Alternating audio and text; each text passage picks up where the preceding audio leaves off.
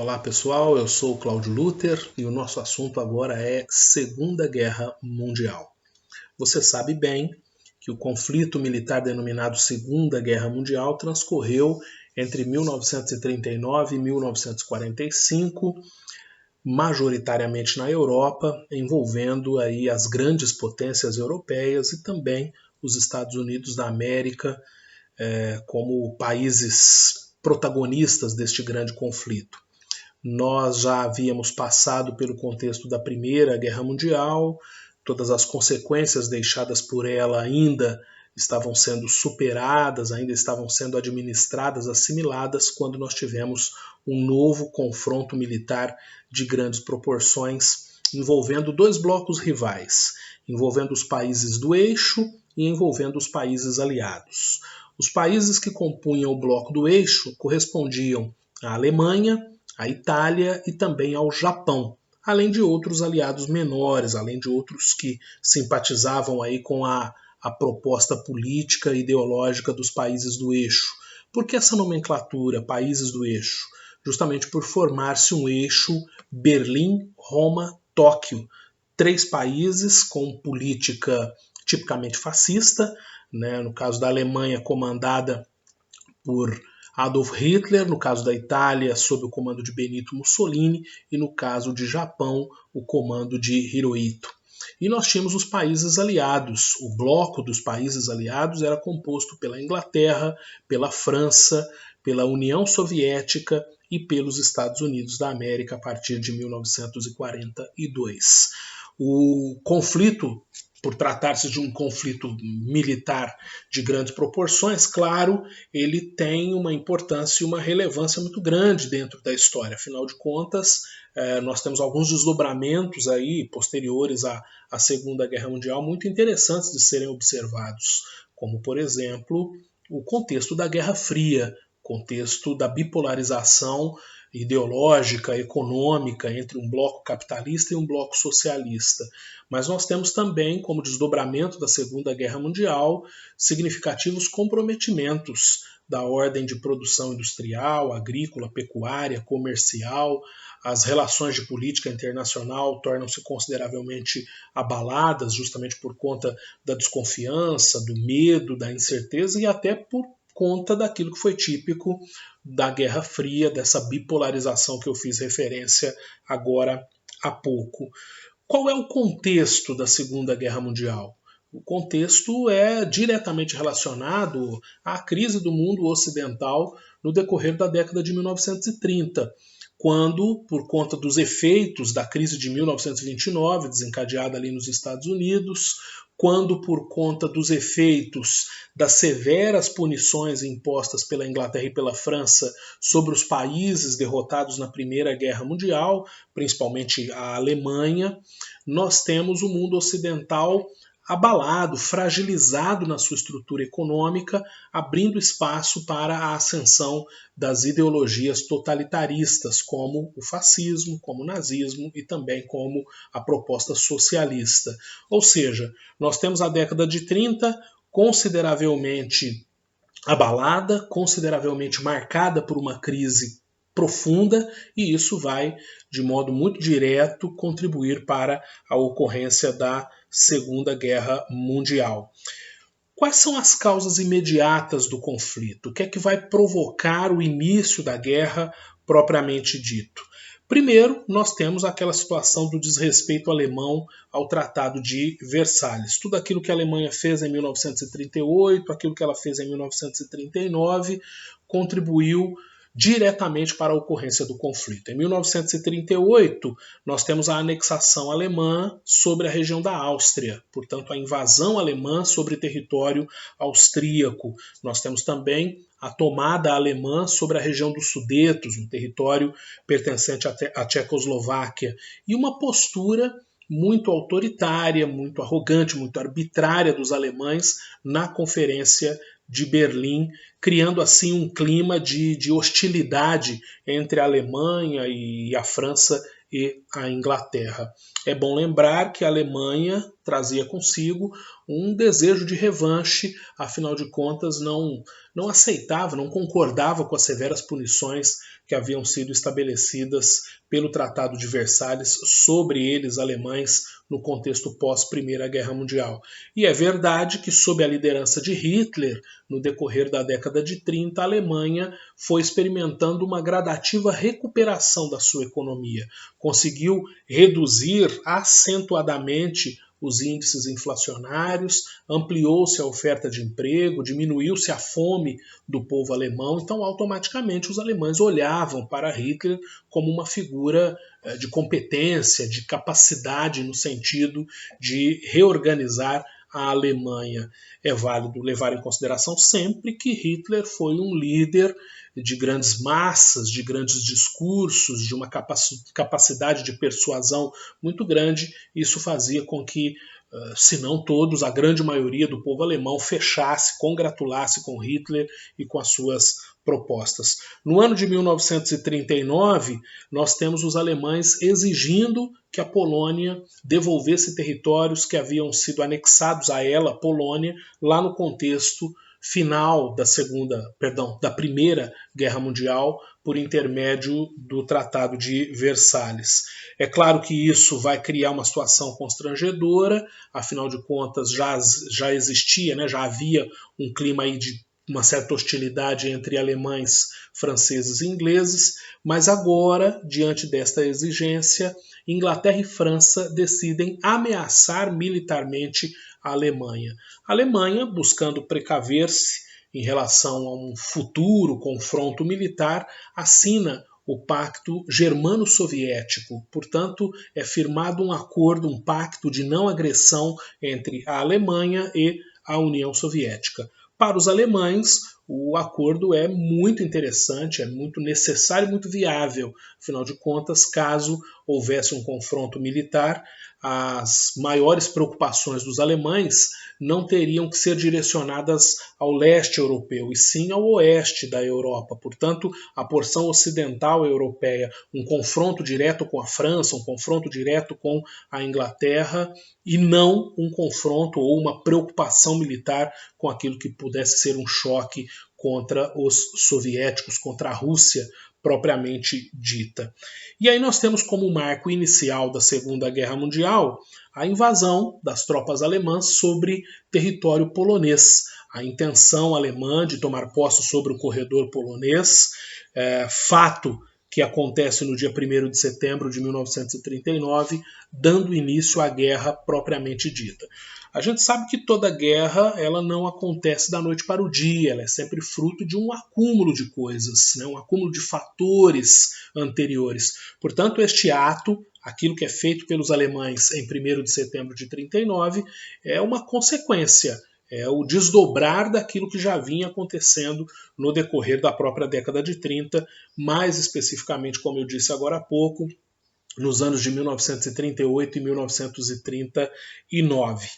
A partir daí nós temos a guerra em andamento, e é possível identificar duas etapas no conflito, dois momentos distintos no transcorrer da Segunda Guerra Mundial. Primeiro, nós temos a supremacia do eixo.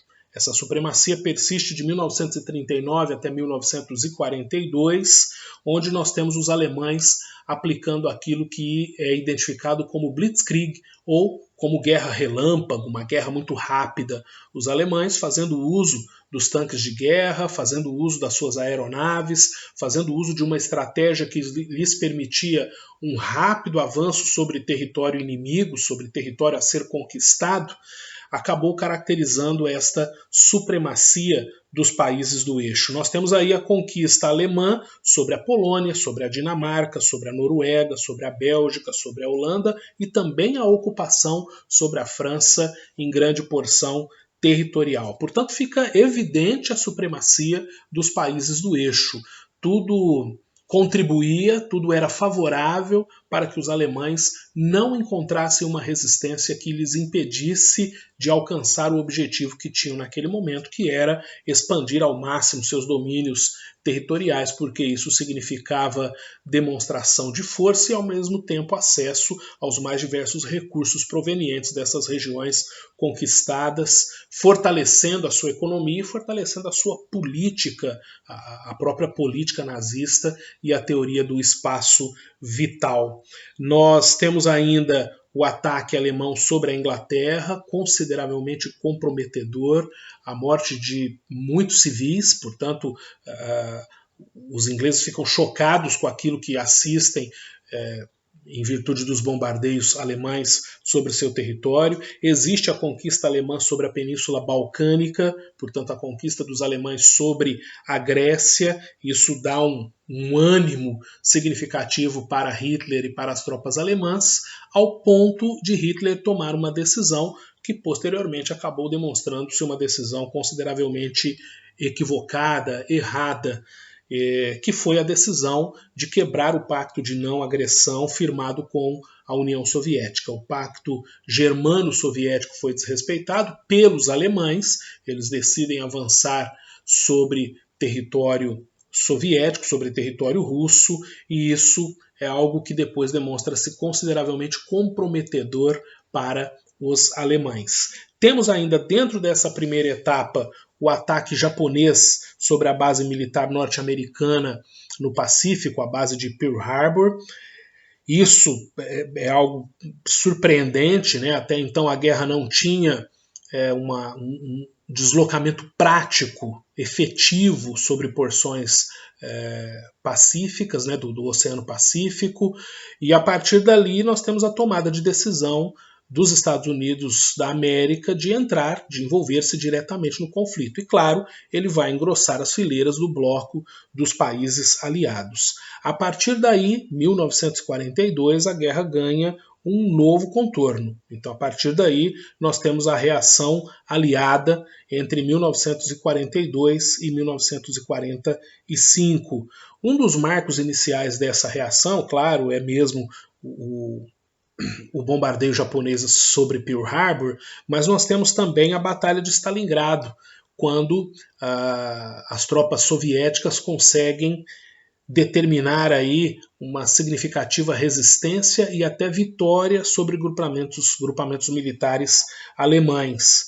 Nós temos os alemães reagindo a essa situação por intermédio da criação dos campos de concentração e toda aquela política de extermínio de judeus, também ciganos e outras minorias ali em solo europeu, aproximadamente 6 milhões de mortos nos campos de concentração, além de todo o trabalho forçado, né, que antecedia a execução final propriamente dita.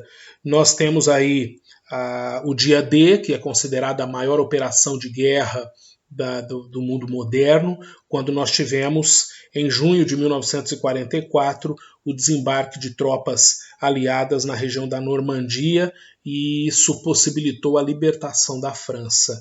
Essa grande operação militar conjunta, né, Inglaterra, França, Estados Unidos e outros apoiadores, como no caso o Brasil apoiando o Bloco dos Países Aliados, acabou sendo uma operação determinante, sabe? Ela foi decisiva para evidenciar que a guerra havia ganhado um novo contorno. Até porque já estávamos aí em 1944, você sabe, a guerra estendeu-se até 45, portanto uma evidência de que as coisas já não eram mesmo tão favoráveis, já não eram mais tão positivas para o bloco dos países do eixo. Temos o cerco a Berlim, e isso foi decisivo porque com o cerco a Berlim, a vitória das tropas aliadas, nós temos o suicídio de Hitler, sem a sua principal figura de liderança, que embora já não fosse uma unanimidade entre muitos alemães e entre muitos integrantes do exército alemão, era indiscutivelmente uma figura decisiva, determinante, a figura que ajustava ali as pontas e fazia com que as coisas caminhassem no sentido de atender às expectativas nazistas e às expectativas da Alemanha no contexto da Segunda Guerra Mundial. Com o suicídio de Hitler, e é válido até destacar que alguns dias antes na Itália já havia acontecido a execução de Mussolini, né, prisão, condenação e execução, nós tivemos a rendição da Alemanha em maio de 1945. A rendição dos alemães não implicou necessariamente no fim da guerra por completo.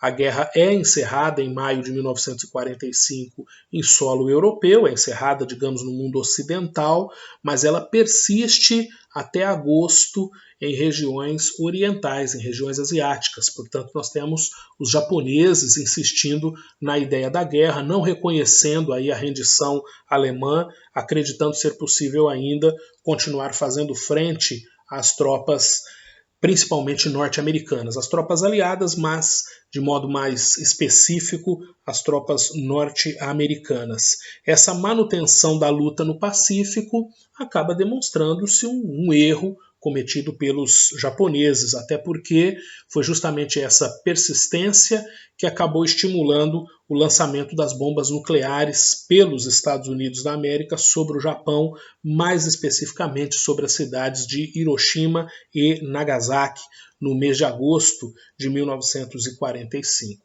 Com o efeito devastador do lançamento das bombas, os japoneses acabam reconhecendo a sua inferioridade militar em relação aos Estados Unidos, reconhecendo a vitória estadunidense, e o que nós temos aí então é o fim da Segunda Guerra Mundial. Nós temos que olhar sempre para o grande número de mortos no conflito, né? Nos campos de concentração, alguma coisa em torno de 6 milhões, e nós sabemos que nos campos de batalha muitas vidas foram perdidas.